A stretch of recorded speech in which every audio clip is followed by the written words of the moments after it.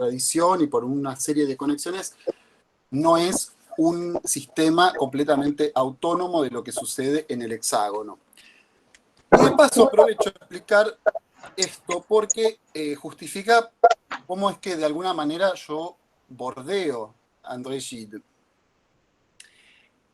Cuando uno de los autores ineludibles para quienes estudiamos el Caribe francófono, y yo creo que para quienes estudian literatura en lengua francesa en general, es la figura del martiniqueño Aimé Césaire, ¿no? Y, como sabemos, él nació en Martinica, como acabo de decir, es un autor formado en una escuela colonial. Hay como un ruido, si pueden apagar el micrófono un ratito. Gracias, ahí se dieron cuenta. Les decía que se forma en la escuela colonial con ese tipo de formación absolutamente alienada, ¿no? Que estudian en la Martinica con un manual que se llama Nos ancêtres le Gaulois, ¿no? ¿Y qué sucede? La bibliografía, ¿no? Es como un lugar común decir que paradójicamente Césaire descubre el África durante su estancia en París, en los años 30. Él prácticamente toda la década de los años 30 la vive en París. Entonces, ¿qué pasaba en París en esos años? Había como todo un fervor por el África, ¿no? En parte porque se estaban trayendo las obras de los países conquistados, colonizados.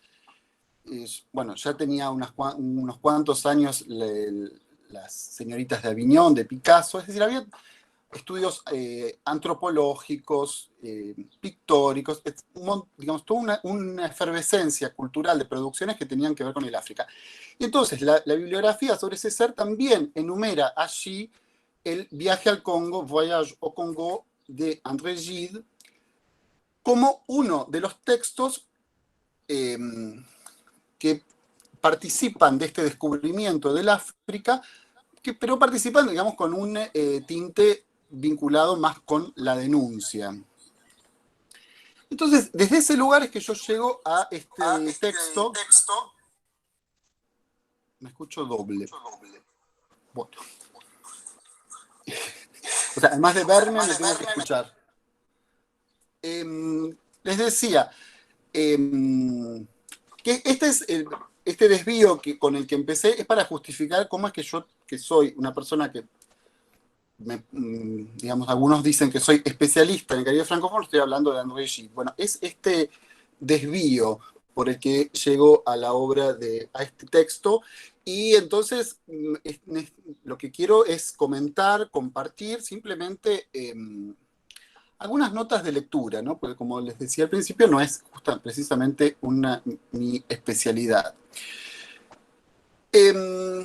Este texto de André Gide se publica en 1927, pero registra un viaje realizado en 1925. O sea, que hay un desplazamiento, hay un periodo entre el viaje y la publicación del libro, que además, bueno, de todas las correcciones o digamos, revisiones que podemos imaginar, lo que tiene interesante es que hay un agregado de un cuerpo importante de notas y de anexos, o sea, todo un sistema paratextual que complejiza el texto, ¿no? Que por momentos lo desestabiliza, relativiza, complejiza, ¿no? O sea, hay varios momentos en los que es muy interesante lo que pasa en las notas. Como dato curioso biográfico, podemos agregar que este viaje se realiza en compañía de Marc Allégret, que era el joven amante de André Gide, ¿sí? Era un joven, mucho más joven, un joven, sí, pero mucho más joven que él. André Gide había nacido en 1869 y Marc Allégret nació en 1900. Se conocieron cuando Allégret tenía 17 años y André Gide unos cuantos más. Entonces, ellos tienen una relación, digamos, sentimental, pero no son lo que hoy podríamos llamar una pareja abierta, en el sentido de que André Gide tenía una esposa, estaba casado con una mujer, y de hecho en ese vínculo hay una cosa medio tutelar, en la que André Gide incluso asume la tarea de conseguirle la primera esposa a su joven amante, ¿no? O sea, digamos, de alguna manera, para cumplir con estos mandatos sociales. Entonces, este viaje tiene ese condimento, si bien no hay registros de erotismo o de vida en pareja, sí aparece constantemente el registro, la mención de Mark, y aparece en repetidas veces una primera persona plural que lo incluye. Este viaje entonces tiene ese condimento extra de ser el momento en que ellos pueden estar solos, ¿no? O sea, que pueden tener una vida de a dos, alejándose justamente de París y de todas estas mandatos sociales. Los biógrafos señalan que André Gide ya había tenido varias relaciones sexuales, sobre todo, ¿no? Ni sentimentales, con varones, relaciones incluso pedófilas, durante su viaje en el norte de África que había tenido lugar en 1897. O sea que de alguna manera esta relación con Marc Alegre es la única que puede tener el rótulo de relación, en el sentido que hay un involucramiento también sentimental. Bien, esto como un detalle, digamos, para ver todos los condimentos que puede tener este texto. En este texto, como lo indica su título, es un viaje al Congo y es un cuaderno de viaje en el que se registra un constante desplazamiento, ¿no? A lo largo del territorio. Son muy pocos los puntos en los que pasan más de 2 noches. Y si eso ocurre, en general es por algún desperfecto técnico, un problema logístico, pero en realidad es un constante desplazamiento lo que propone este texto. El viaje tiene como motivación justamente el viaje pour le plaisir, ¿no? O sea, el placer de descubrir un mundo nuevo, ¿sí? Y ahí aparece una mirada hambrienta de captarlo todo, que se enfrenta a veces con lo desconocido al punto de que en numerosos momentos se registra la imposibilidad de nombrar, ¿no? Hablan de allí un pájaro que no sé cómo se llama, este animal que parece una cabra, pero bueno, no sé bien qué es. Y en ese sentido, aparece, en estas ansias de verlo todo, aparece también como se vuelve también una especie de ansiedad y de angustia, ¿no? Y él dice en un momento, una cosa que a los que trabajamos en la universidad nos parece irónica, ¿no? Pero dice, heureux l'especialiste, ¿no? Feliz el especialista. O sea, porque cada especialista va al África y sabe lo que tiene que ver, ¿no? El botánico va a ver las plantas, el zoólogo va a ver los animales, y él tiene la ansiedad de verlo todo. Entonces dice, bueno, en la próxima vida, si me reencarno, voy a ser especialista en termitas, ¿no? Para saber bien qué es lo que tengo que ver.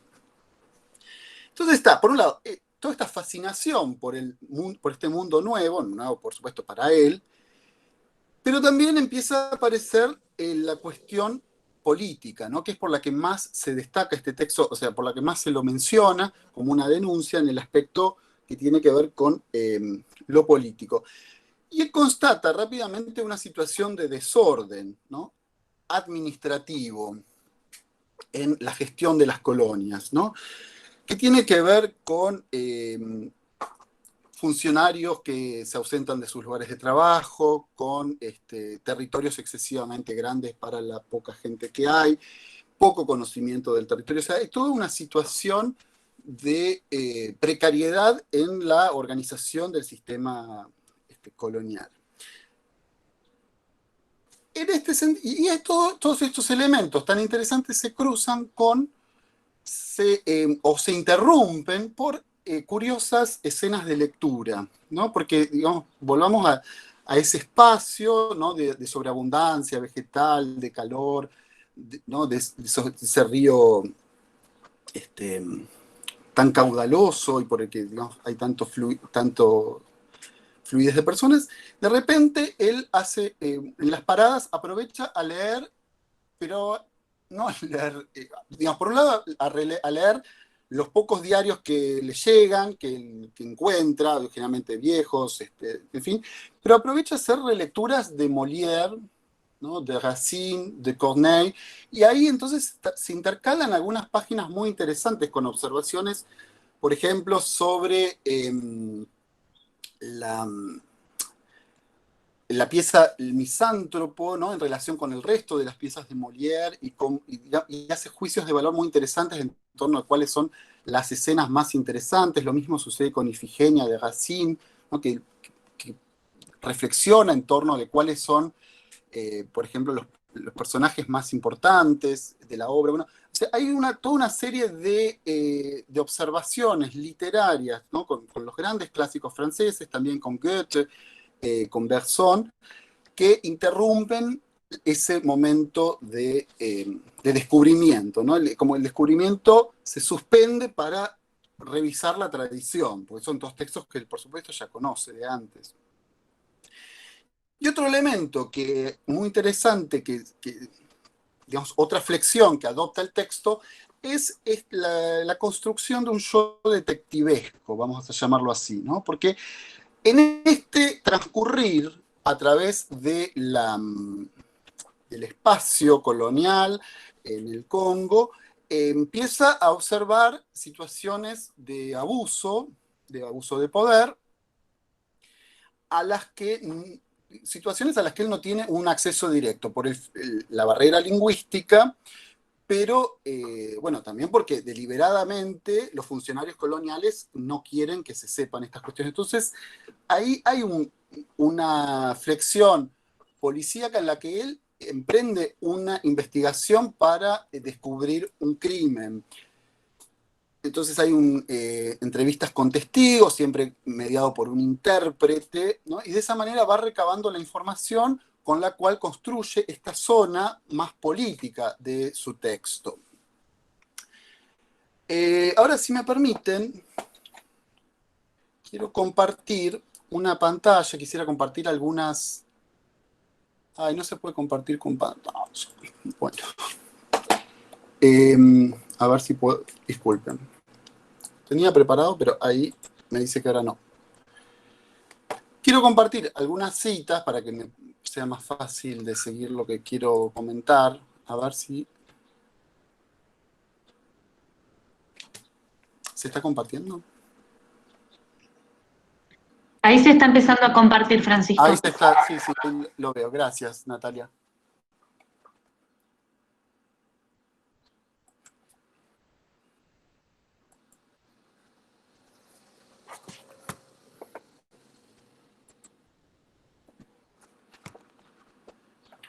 Ahí está, ¿no?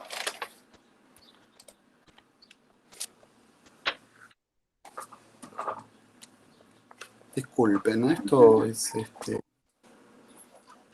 Bueno, esto... Ahí está, ahí se ve perfectamente. Bien, Sí, sí. bien, bien. Gracias. Bueno, esto es el flyer de la charla, que ya lo conocen. Si no, lo presento. Muy bello diseño. Bien, acá aparece, fíjense, una primera observación que empieza a marcar esta otra línea directriz del texto, ¿no? O sea, junto a la fascinación por el espacio, el paisaje, etcétera, empieza a aparecer esto otro. Fíjense que esto es una de las primeras entradas, en una de las primeras páginas, ¿no? Cuanto menos inteligente es el blanco, más le parece bestia el negro, ¿no? Esto aparece ya desde el principio. Ahora, vamos a seguir un poquito esta línea del texto a través de algunas citas. Tengo que bajar porque lo tengo en otra pantalla. Si les puedo.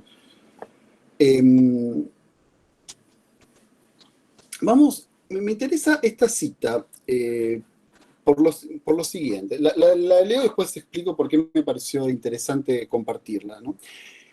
Imposible obtener una respuesta a mi pregunta. ¿Por qué no se hizo la cosecha de la mandioca en el tiempo deseado? En general, el por qué no es comprendido por los indígenas, ¿no? Los indígenas, en modo que se refiere a los negros, las personas autóctonas. E incluso dudo si alguna palabra equivalente existe en la mayor parte de sus idiomas. Ya había podido constatar en el curso del juicio en Brazzaville que a la pregunta ¿por qué esta gente abandonó sus pueblos? se respondía invariablemente cómo, de qué manera. Parece que, y acá es lo que me parece importante, ¿no? Parece que el cerebro de esta gente sea incapaz de establecer una relación causa-efecto. Y esto lo pude constatar muchas veces en lo siguiente del viaje.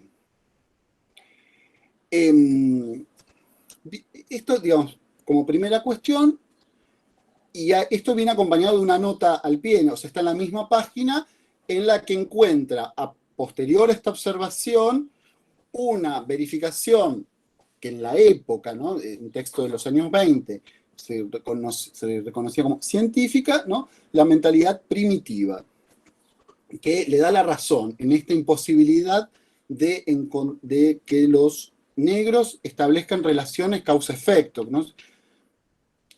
Cosa, digamos, bastante escandalosa, sobre todo para un francés, ¿no? O sea, cuestiones del mandato de la lógica.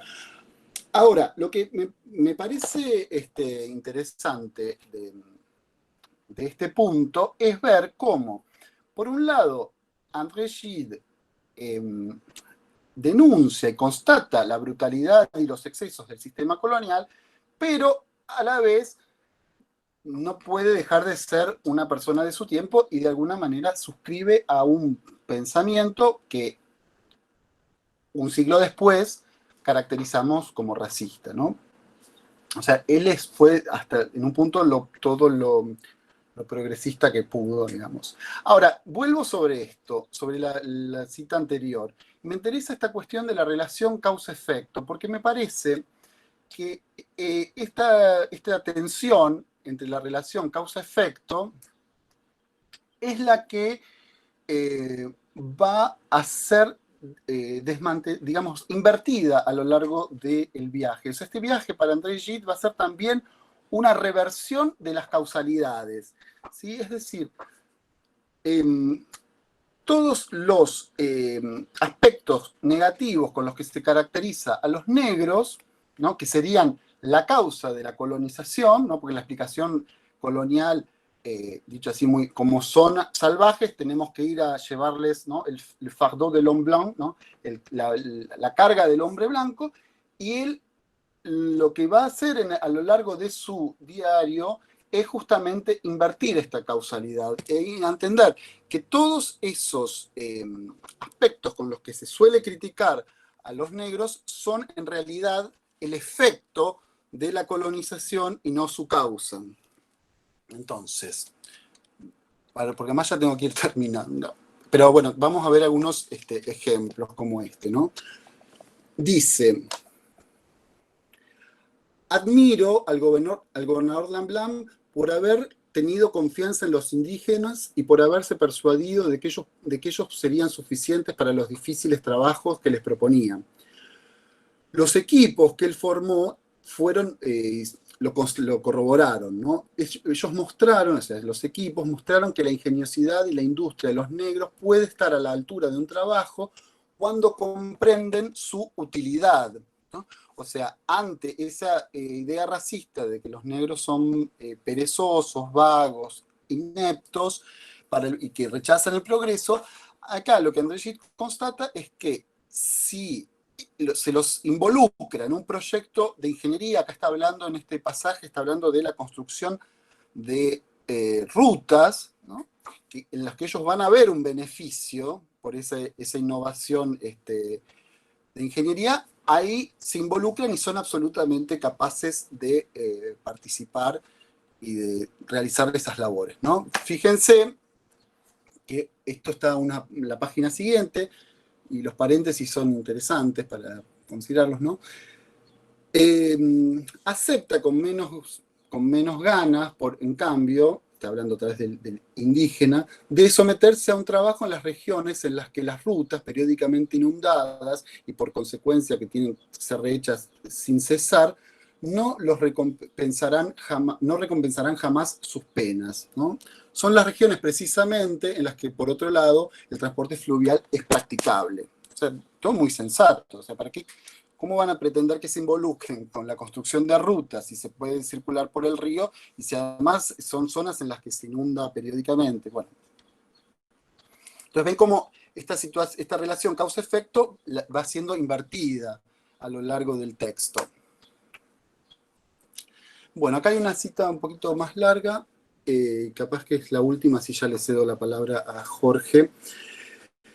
Se pinta al pueblo negro como indolente, perezoso, sin necesidades, sin deseos, pero yo creo, con gusto, que el estado de servidumbre y la profunda miseria en la cual esta gente está sumergida explican en general, o su apatía, ¿no? ¿Y qué deseo podría tener alguien que no ve jamás algo deseable? Cada vez que una factoría bien provista presenta al indígena, bueno, una serie de productos, estamos ingenuamente sorprendidos de ver que se despierta su deseo, ¿no? O sea, acá otra vez es cuestión de, digamos, de darle a los negros posibilidades, de involucrarlos en los proyectos, y entonces ahí André Gide insiste en desmontar esta relación de causalidad que da justificación a la colonización. Bueno, acá esta cita va en el mismo sentido, dice que contrario a lo que se suele decir, cuando él trata bien a los... ¿Cómo? Alguien habló, perdón. Bueno, lo mismo, el viaje que hace con Marc Alegre lo hace siempre acompañado por guías, por personal doméstico que tiene que cargar, por supuesto, el equipaje, etc. Bueno, y acá destaca nuevamente que la dedicación, la buena predisposición de los domésticos, pese a, digamos, gracias a que, si ustedes se fijan ahí al final de la cita, gracias a que se los trata bien y se les habla bien, ¿no? O sea, toda esa rusticidad, agresividad, falta de agradecimiento, etcétera, que les endilgan los colonos, en realidad obedecen a los malos tratos de los propios colonos. Bien. Bueno, aquí estamos, bueno, en lo mismo. ¿Puedo hacer un comentario? ¿Puedo hacer un comentario? Si puede ser al final. Así, bueno. Pero sí, por supuesto, lo recibimos. Lo escribo. Bueno. Bueno, a ver, esto lo paso así, no le robo el tiempo a Jorge. No, porque perdón, esto era con esta terminamos, ¿no? Dice André Gide, ¿no? Imposible dormir. O sea, el baile es algo que entendemos en el contexto argentino, es una forma de castigo impuesta por los colonos a los negros que no cosechan la suficiente cantidad de caucho en la jornada, los castigan con estos trabajos forzados y con estos castigos físicos. Entonces, quiero esto para terminar, dice, no me basta decirme, como se lo hace en general, que los indígenas hayan sido, digamos, más desdichados ahora que antes de la ocupación de los franceses, ¿no?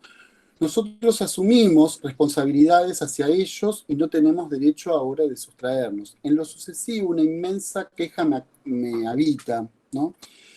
Sé cosas de las que ya no puedo tomar partido, ¿no? ¿Qué demonio me trajo al África? ¿Qué iba yo? Bueno, ahí hay un error de tipeo.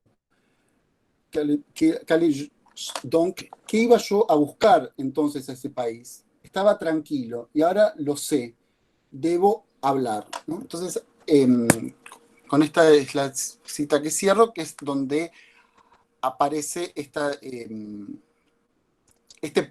suerte de esbozo de un programa de denuncias en torno de los abusos del colonialismo que va a realizar, no solamente con la publicación de Voyage au Congo, sino con, bueno, denuncias públicas y entrevistas con funcionarios en la metrópoli.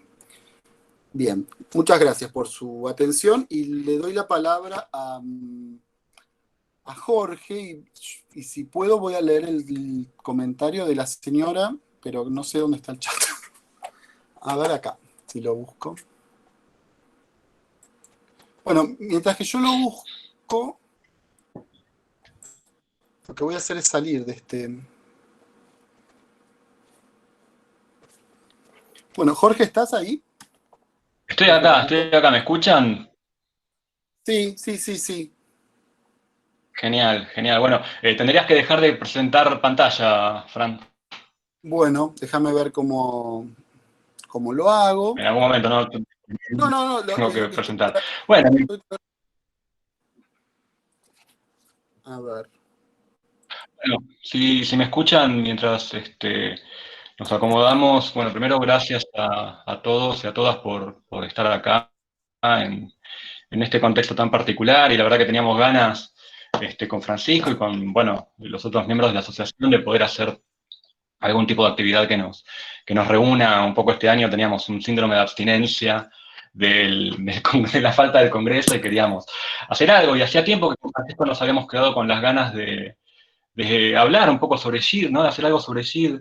Y cuando él reflotó esta idea hace unos meses, eh, bueno, yo volví a pensar, ¿no? ¿Por qué SHIELD? ¿Por qué nos había interesado hablar de él hace un par de años y no lo hicimos? ¿Y por qué valía la pena hacerlo en este contexto, ¿no? No en este contexto en particular de la pandemia, pero en el contexto cultural, digamos, general. Y bueno, me acordé de una entrevista, algo que dice Roland Barthes en una entrevista que le hacen en 1975 y que luego la recopilaron en El grano de la voz. Y allí Roland Barthes dice algo así como que no se habla ya lo suficiente de André Gide, ¿no? O sea, en el 75 dice, no se está hablando lo suficiente de André Gide, y me parecía, cuando estaba pensando, bueno, ¿de qué hablar? ¿Para qué traerlo al pobre Gide a colación hoy? Me parecía que ese diagnóstico en alguna medida seguía siendo cierto, ¿no? Es decir, me parece que Gide ocupa una posición un poco extraña en el canon literario, ¿no? Es un autor central, evidentemente, pero tengo la intuición, es una sospecha, no sé, ustedes me dirán que cada vez menos leído, ¿no? Eh, por un lado es un representante central de la institución literaria, pero también justamente en lo que la literatura tiene quizás de más institucional, ¿no? Y voy a decir a lo mejor una frase un poco tirabombas, pero como lo que tiene de más francesamente snob en algún punto. Y pienso en la dirección de la Nouvelle Revue Française, pienso en su actividad en Gallimard, pienso también en Gide como esa imagen, ¿no?, congelada del elitismo literario en algún punto, también Gide congelado en esa instancia del error imperdonable del crítico, cuando, por ejemplo, rechaza publicar el primer tomo de Proust, ¿no? Es decir, como si Gide hubiera quedado congelado en esta figura de aquel que defiende la institución frente a la institución literaria, quiero decir, frente a cada posible bacteria o microbio que pudiera amenazarla, ¿no?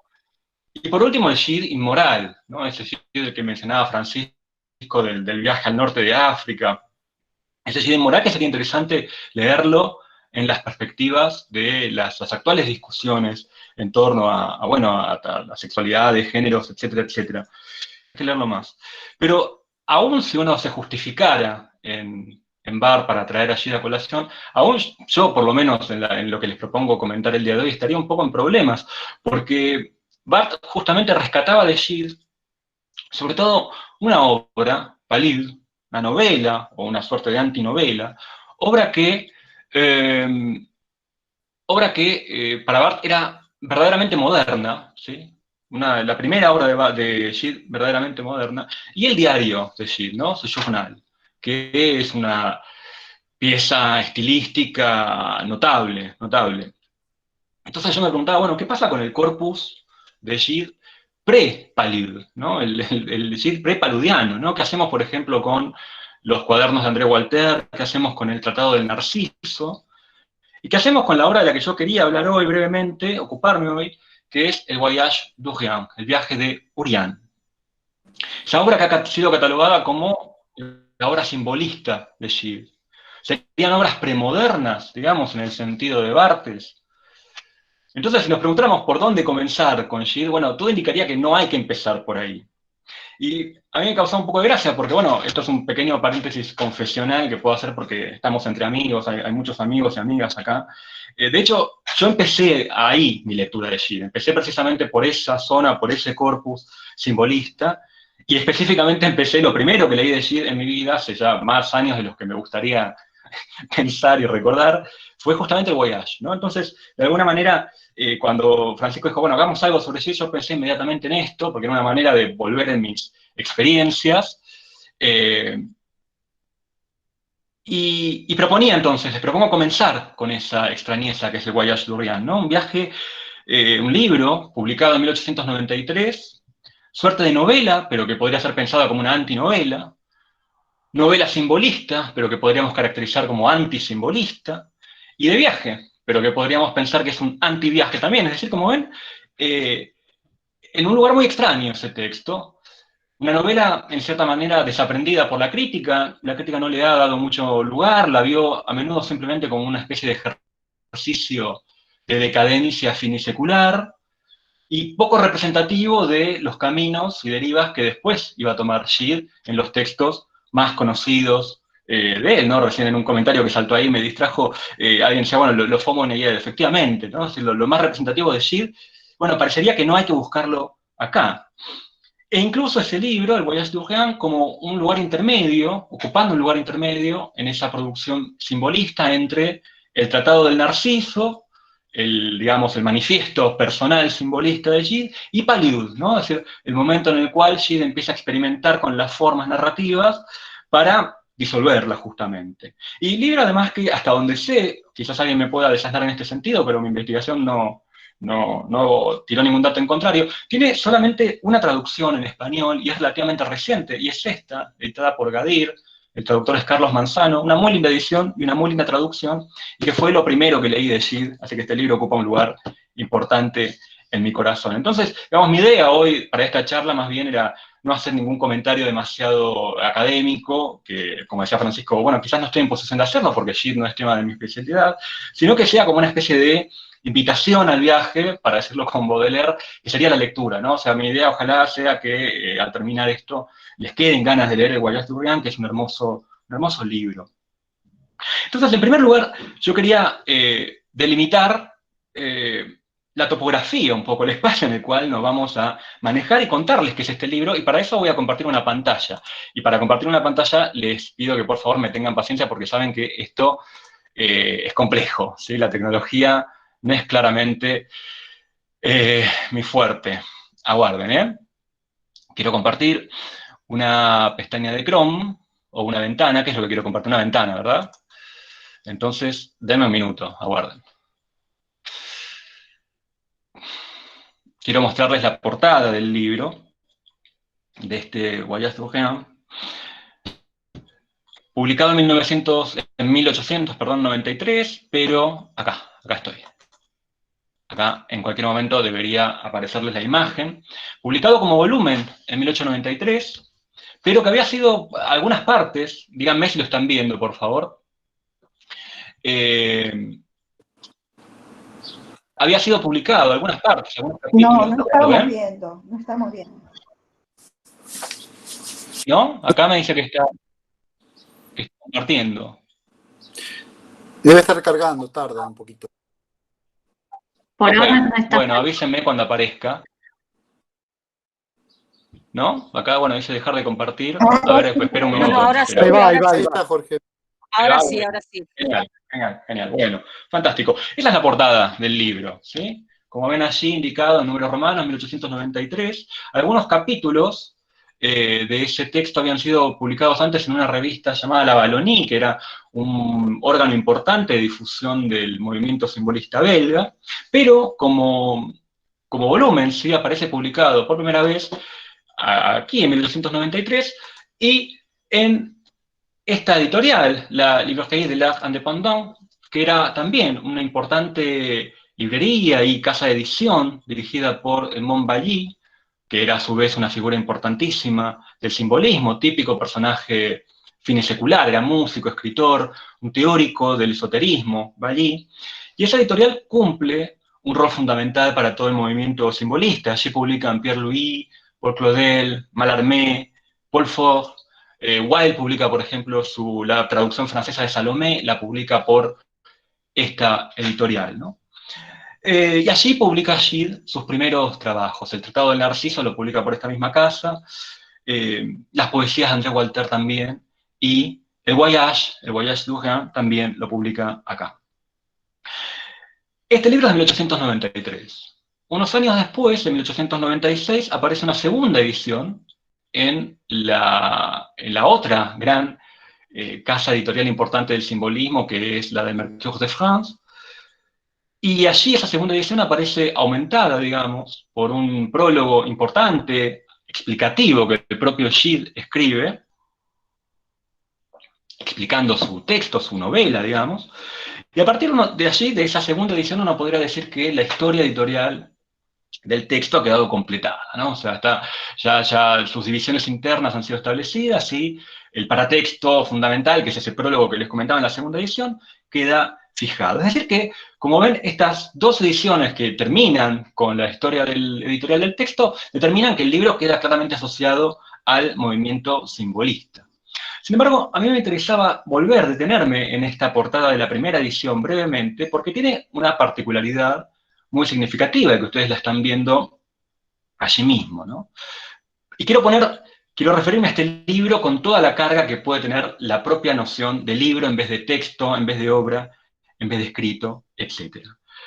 Porque lo que evidentemente tiene de peculiar este libro es que se trata de una escritura que se toma cuerpo, digamos, en un escrito, en un objeto, un dispositivo libresco, cuyas dimensiones y funciones van a exceder mucho las habituales, ¿no? Y la peculiaridad sería esta. Si ustedes ven allí la portada, aparecen dos autores. Uno es André Gide, de quien estamos hablando, y el otro es Maurice Denis. O sea, la autoría es compartida. Maurice Denis, importante pintor, seguramente lo conocen, asociado al movimiento de los Nabis, teórico además de la pintura, escritor y teórico de la pintura, importante pintor, aporta 30 litografías para este texto, que van como ilustrando los diferentes episodios, sino más bien que, antes que de episodios debería hablar de paisajes, y esto va a quedar claro en un minuto. Es decir que es una autoría conjunta, y lo peculiar no es necesariamente que aparezca un ilustrador colaborando con un autor, digamos, sabemos que el libro ilustrado es un fenómeno habitual en el siglo XIX, sino que si se mira la portada, evidentemente ambos artistas aparecen en una situación de paridad o de igualdad con respecto a la autoría de la obra, es decir, no están practicando esa habitual distinción entre escritor e ilustrador, donde el ilustrador por lo general ocuparía una posición subordinada con respecto al autor, ¿no? Menos importante. Sino que lo que se está sugiriendo ahí es que el territorio estético en el que vamos a viajar con esta lectura, ese objeto libro, es una creación verdaderamente bifronte. Se sabe el sentido complejo que la noción de libro va a tener para Mallarmé, por ejemplo, en el simbolismo en general, pero para Mallarmé en particular. Es una noción, uno diría, utópica, imposible, la del libro mallarméano. Bueno, yo apenas lo noto porque no tenemos tiempo, pero este viaje de Urián, este trabajo colaborativo, creo que es justamente un paso en el camino de hacer realidad esa experiencia casi mágica de correspondencia entre texto e imagen. Es decir, un camino hacia el libro soñado por Mallarmé. Ahora bien, tal como si tuviéramos tiempo lo leeríamos con más en detalle, pero Gide en ese segundo prólogo que les comentaba recién explicativo, dice que su libro, este voyage, este viaje, es en realidad una sucesión de paisajes, ¿no? No de acontecimientos, sino de paisajes, y que esos paisajes son la encarnación de emociones. Les leo una cita de ese prólogo. Dice Gide, para mostrar la emoción, la he puesto en paisajes. Una emoción que inspira un paisaje puede volver a utilizarlo como si fuera una palabra, y en él, es decir, en ese paisaje, puede verterse entera de nuevo. Y emoción en este contexto no significa algo simplemente del orden de lo subjetivo, una vivencia individual, digamos, sino que está designando para Gide una vibración intemporal o atemporal, podríamos decir, que se encarna en los cuerpos, animados e inanimados del mundo, y los hace vivir. Y vivir para Gide en este contexto es manifestarse. Les leo una cita más de ese prólogo. Una emoción, dice Gide, existe desde hace tanto tiempo como todas las cosas que la manifiestan. Para llegar hasta nosotros atravesará muchos mundos, y puesto que nosotros la encarnamos también, no se detiene en nosotros. Así pues, continúa. La vemos a través de todos los mundos. A través de cada uno de ellos cobra una apariencia nueva. Aquí paisaje, allá gesto, más allá onda, más allá armonía, por último, obra de arte y poema. Es decir, que la confluencia de imagen y escritura que propone el libro, obra de arte y poema, debió significar, si tomamos esta noción fuerte de emoción, la participación, diríamos, instantánea y casi azarosa, ¿no?, de esas dos individualidades que son Denis y Gide, que los atraviesa y supera a ambos. Es decir, una participación en una emoción que los recorre y que los supera a ambos, que los excede. Gide y Denis, podremos pensar, se encuentran juntos en el terreno de la emoción y comparten una zona imaginaria y mental, ¿no? Es decir, la correspondencia entre imagen y texto garantizaría que ambos habrían logrado habitar una misma zona de la imaginación. El viaje, entonces, visto desde esta óptica, la noción de viaje, sería un movimiento, y el movimiento acá es una transmigración, es una metempsicosis, y yo voy a volver después a esta palabra un poquito, una transmigración de la emoción, de la cual la obra de arte, el libro, este voyage como libro, apenas es una floración, es un fruto, ¿no? Pero que la contiene esa emoción, la guarda, es su símbolo, es lo que los simbolistas llamaban su análogon, ¿no?, su imagen analógica, y al cual uno podría volver como lector para recuperarla y compartir el terreno imaginario de Gide y Denis. Entonces el libro, este libro, se convierte casi en una caja mágica, uno podría pensar casi en un talismán era una palabra muy cara para los naví, un talismán textual y pictórico, un espacio que él mismo se está pensando atemporal o intemporal, y que uno podría recorrer, es decir, leer, se podría viajar por ese libro, para ir al encuentro de esas emociones o paisajes. Entonces las litografías de Denis cumplen la función de espacializar esa lectura, ¿no? Transforman el significante lineal, que es el lenguaje, que está hecho de puro tiempo, lo transforman en espacio. Marcan paradas, marcan detenciones, marcan puntos, ¿no?, estaciones. Y entonces, en esa búsqueda de la imagen, yo quiero mostrarles algunas, ahora a ver si esto funciona. Allí, por ejemplo, tienen algunas imágenes de Denis para la obra, para el libro. Ven que son imágenes de diferente tipo, que ocupan diferentes posiciones en el espacio de la página, pero son imágenes de líneas difusas. Bueno, vienen del estilo de Denis, ¿no? Si han visto algún cuadro de Denis, replican su estilo, ¿no? Ven que va marcando, como puntuando diferentes momentos, pero no simplemente ilustrándolos, sino que hay que leerlos en conjunción con el texto. Y esas líneas, esa profusión de líneas un poco indefinidas de Denis, me parece, no sé cómo las leen ustedes, pero que de alguna manera busca sintetizar y condensar una potencia de la imaginación, ¿no? Es decir, como si en esa fluidez o en esa difusión de las líneas, la ilustración buscara menos congelar un momento de ese viaje, que es el viaje de Urián, como sugerir una serie de posibles, ¿no?, una serie de potencias del imaginario. Esto en cuanto a las ilustraciones. Después podemos volver a ver alguna de ellas si quieren. Son muy interesantes, muy bonitas.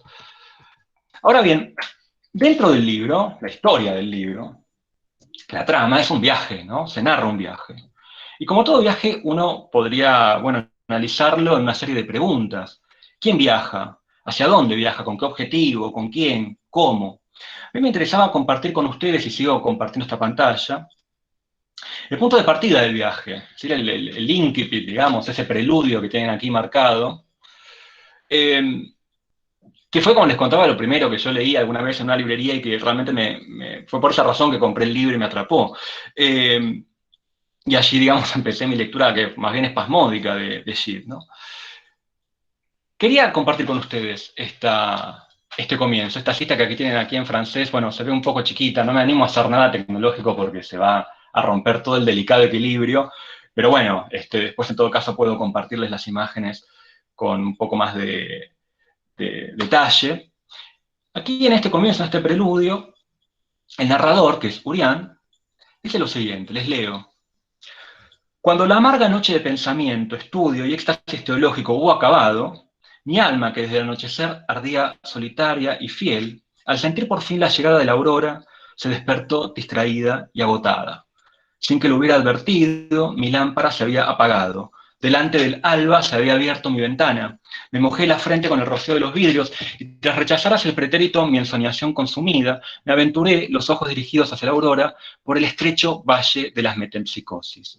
Aurora, sorpresas de los mares, luces orientales cuyo sueño o recuerdo por la noche asediaba con el deseo de viajar nuestro fastidioso estudio. Deseos de brisas y músicas. ¿Cómo podría explicar mi gozo cuando, por fin, tras haber caminado mucho tiempo como en sueños por aquel trágico valle y una vez que se abrieron las altas rocas, apareció un mar azulado, ¿no? Quien habla es Urián, que es el protagonista, pero en realidad de él poco vamos a saber más que su nombre.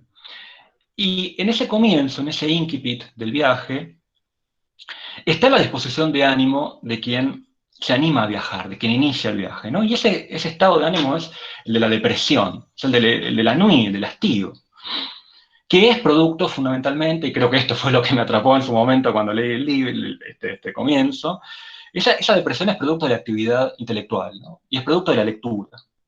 Un efecto de demasiada lectura, podría decirse, ¿no? El exceso de leer, el exceso de saber.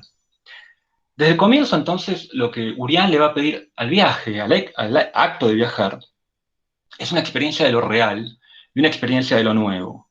El símbolo de ese viaje es, como está en esa cita allí marcado, la aurora, ¿no? Se le pide al viaje una experiencia real, que no necesariamente es una experiencia de placer o de bienestar, sino que sea sencillamente eso, una experiencia, ¿no? Para poner a prueba lo que el texto también va a repetir muchas veces, que es la valía del viajero, la vaillance, o sea, algo así como su fidelidad, pero una fidelidad que no se entiende muy bien a qué, el texto nunca lo aclara, una fidelidad pura.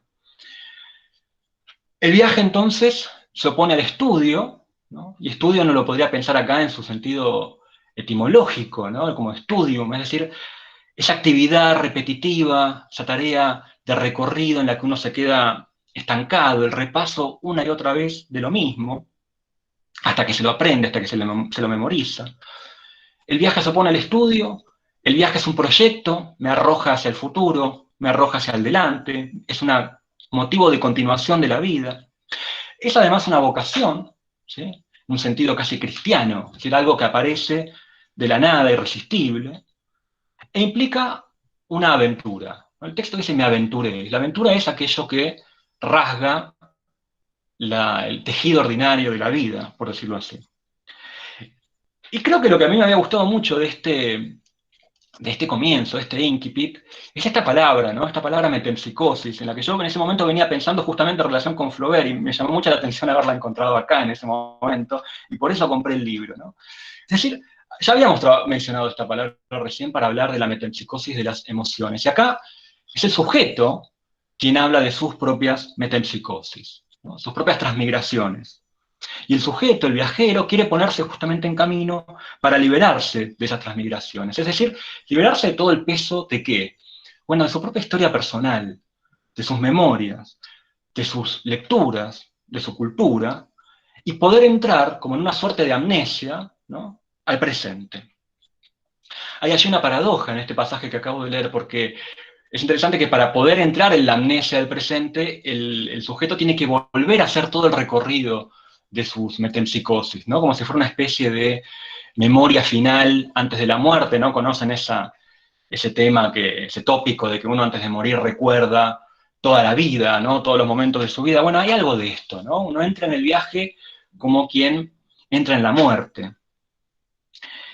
Y este olvido de la metempsicosis propia, de la propia historia, es lo que le va a permitir al viajero a realizar esa experiencia más importante de la metempsicosis impersonal de la emoción de la que hablábamos recién, ¿no? Es decir, abandonar el pasado para entregarse al puro instante.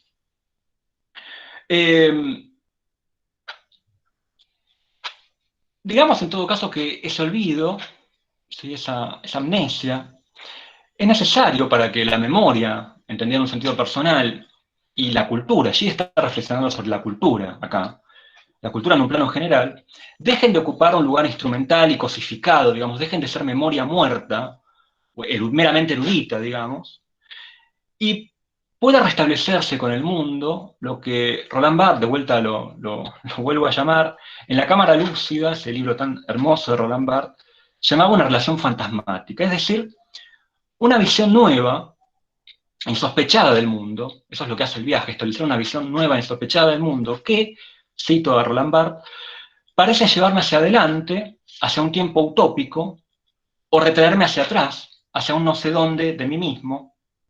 Ante esos paisajes de predilección, los paisajes del viaje, todo ocurre, dice Roland Barthes, como si estuviera seguro de haber estado allí, o de tener que ir hacia allí, ¿no? Entonces, el viaje, como experiencia de olvido que justamente da lugar a lo fantasmático, permitiría dislocar el tiempo, ¿no? Recorrerlo en sus direcciones diversas, ir hacia adelante, ir hacia atrás, y reencontrar el mundo. Yo no quería, porque además tengo que ir apurándome, cerrando, para no ocupar mucho tiempo de ustedes, de sus vidas, yo no quería spoilearles el contenido del texto, no quería contarles de qué va el texto, porque ojalá pudieran tener ganas después de esto de ir y leerlo, ¿no?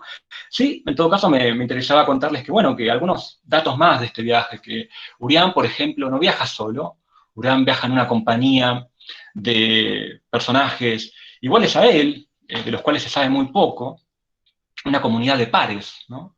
Y esos pares son pares masculinos. Sería interesante pensar el lugar de lo femenino en esta obra. Esos pares son, su cofradía, digamos, son hombres. Es una comunidad que en realidad es una casta, ¿no? Y que además en los nombres de estos diferentes personajes que lo acompañan en su travesía, se recuerda algo de la tradición caballeresca artúrica, ¿no? De la quête o de la búsqueda de alegría. Por ejemplo, un personaje se llama Cabilor, otro se llama Agloval, Parid, Morgan, ¿no? Son algunos de esos nombres.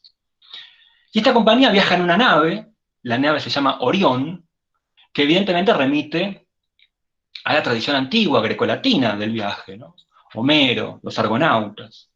Atraviesa una serie de peripecias que, insisto, no quiero spoilearles, que recuerdan también esta tradición homérica. Se encuentran con sirenas, por ejemplo, o que recuerda la tradición del exotismo oriental, ¿no? Van por ciudades que tienen minaretes, ciudades antiguas.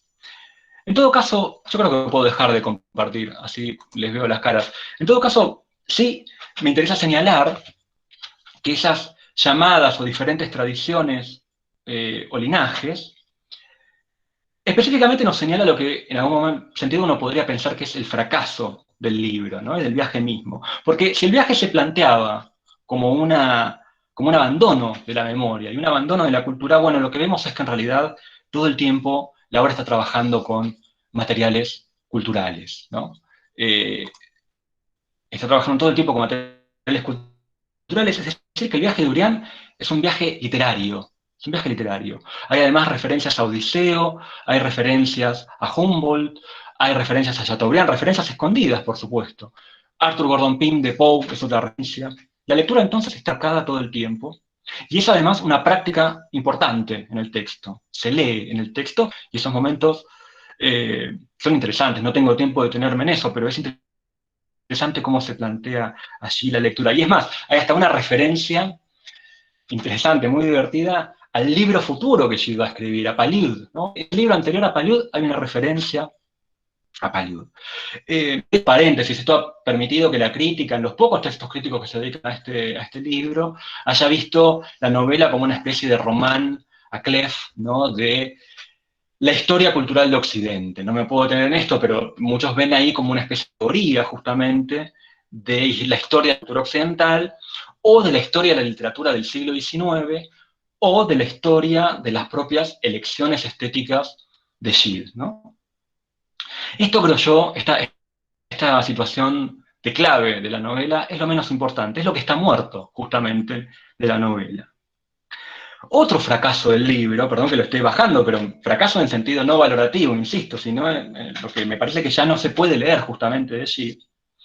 Otro fracaso sería la estructura cristalizada de la novela. Todo el tiempo en la novela vemos una construcción en forma de cristal. Está allí actuando por detrás la poética de Mallarmé, ¿no? Donde Mallarmé pretende que cada elemento del símbolo, que es la obra literaria, refiera al conjunto del símbolo y a su vez el símbolo refiera a la totalidad de lo existente. La novela intenta de alguna manera replicar eso mediante un sistema de referencias, reenvíos, repeticiones, que cristalizan, ¿sí?, y detienen un poco la narración, que construyen una red de simetrías que detienen el relato y que lo transforman en algo que luego va a ser solamente decodificable, digamos, legible por las academias, ¿no? Ahora, ¿dónde está lo vivo? Y con esto ya cierro y no les robo más tiempo. ¿Dónde está lo vivo del texto? Aquello que me parecía que valía la pena volver a traer acá y volver a leer y proponerles a ustedes que lean un viernes a la noche, no sé si no tienen otros planes, ¿no? ¿Qué es lo que está vivo, en todo caso, de la novela? Hay dos éxitos, me parece. Así como hay dos fracasos, hay dos éxitos para mí, en mi lectura, por favor, ¿no?, que me parece que responden a esos fracasos. El primero de ellos es justamente este incipit, ¿no? Creo que ese incipit que acabo de leerles, que les sugiero que lean, les pido que lean alguna vez de sus vidas, todavía conserva una especie de potencia que reside, para mí, en la imagen promesa, digámoslo así, de la playa, ¿no?, del mar. La promesa de las vacaciones, no diría, el tiempo de las vacaciones, algo tan sencillo como eso, ¿no? Lo que no vamos a tener ahora por la pandemia, el tiempo de las vacaciones. Uno no conoce la importancia del imaginario marino en Gide, ¿no?, en el inmoralista, en los alimentos terrestres. Bueno, algo de eso ya está en esta imagen pregnante, ¿no?, más allá del mero símbolo. Para mí la aurora, cuando leo a Gide, no es un mero símbolo del futuro, de la vida ulterior, no, es el sol sobre el mar, ¿no? Es una anotación, es una anotación. El deseo de lo real, digamos, el deseo de la playa real.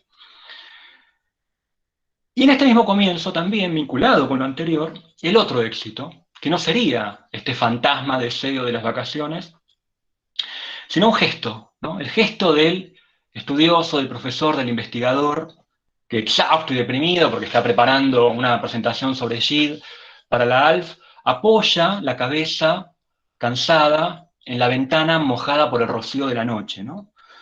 Allí en ese gesto, fíjense en la anotación y en ese gesto que además es como una especie, logra condensar en un instante el pasado y el futuro, un equilibrio provisorio. En ese gesto y en ese fantasma creo que está lo vivo. El segundo elemento vivo de Gide, y con esto sí ya cierro, es un minuto, es muy notorio, y es tan evidente que no lo marqué al comienzo, ¿no? Y está en la obra, que es una suerte de chiste, ¿no? Es un calambur, porque el viaje de Urian, el voyage d'Urian, es también el voyage du rien, es decir, el viaje de la nada como pronombre personal, ¿no?, indefinido. El viaje de Urian es un voyage de rien, es un viaje de nada, es un viaje hacia la nada, es el viaje de un pronombre, que no termina en nada, que no concluye en nada. Y uno entonces podría identificar allí, en ese descubrimiento de Gide, en este chiste de Gide, acaso involuntario, es que en realidad para producir el movimiento, para producir el viaje, no es necesario ningún transporte místico, no es necesario ningún símbolo divino, no es necesario atravesar ninguna metempsicosis infinita de las estéticas, de las emociones, bla, bla, bla, sino que para alcanzar esa otra forma de vida móvil, que es la experiencia de la literatura, alcanza justamente con una broma. ¿Alcanza con qué? Alcanza con desplazar mínimamente el lenguaje, ¿no? Mover la U, poner una comilla, y entonces el viaje comienza. ¿no? Ya hablábamos de los nabís, estos pintores, nabí significa profeta en hebreo, ¿no? Es como si Gide un poco descubriera lo que había descubierto el rabino de Praga, ¿no? Con su golem, que cambiando una sílaba de lo que describía el golem en la frente podía darle vida o podía darle muerte, ¿no? Entonces, es como si Gide descubriera que alcanza, para viajar, para moverse, para vivir, alcanza con justamente dislocar el significante mínimamente, convertir el pronombre indefinido, rien, en un nombre, urián, el nombre propio, convertir la categoría gramatical en un personaje, convertir el registro archivístico de la memoria en memoria activa, la detención en movimiento, en viaje, y por lo tanto, la muerte, esa depresión, en vida. Eso es todo lo que quería compartir con ustedes hoy, sí, rápidamente.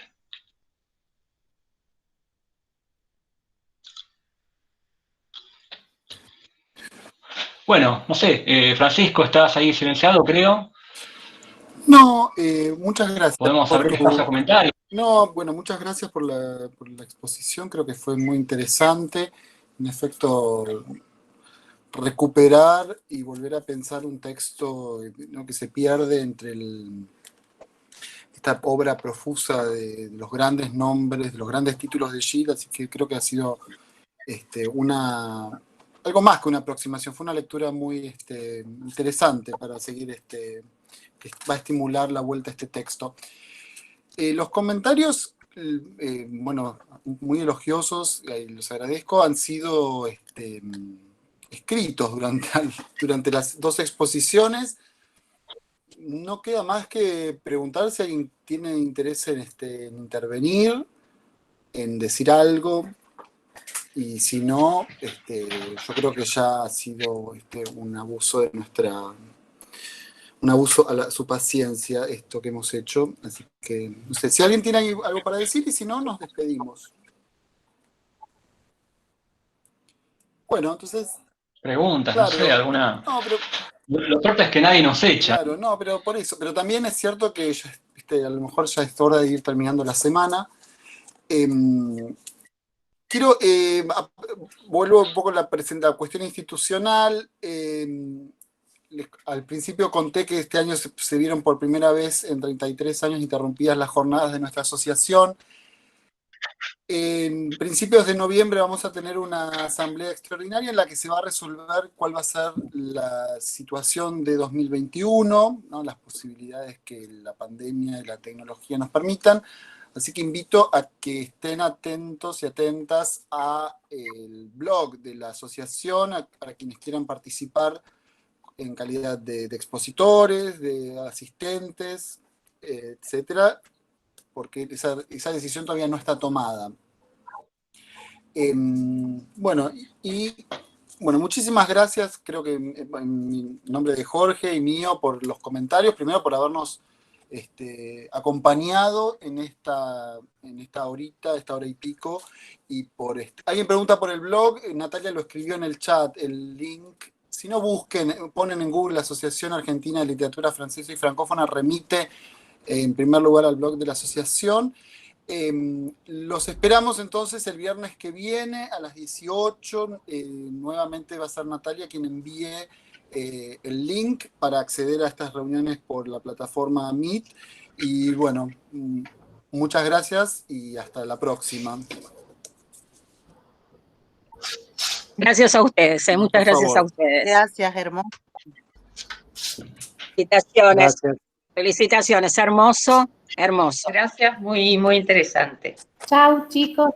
Viernes muy lindo. Ahí los Muchas gracias. Chao, buen fin de semana. Hasta la próxima con Walter. Muy interesante. Chao, Walter, hasta la próxima. Muy interesante todo. Muchas gracias. Chao. Brillante, Muy bueno, gracias. Chao, Gaby. brillante las exposiciones. No, me voy a dormir. Dale, bonne nuit. Merci. Bye.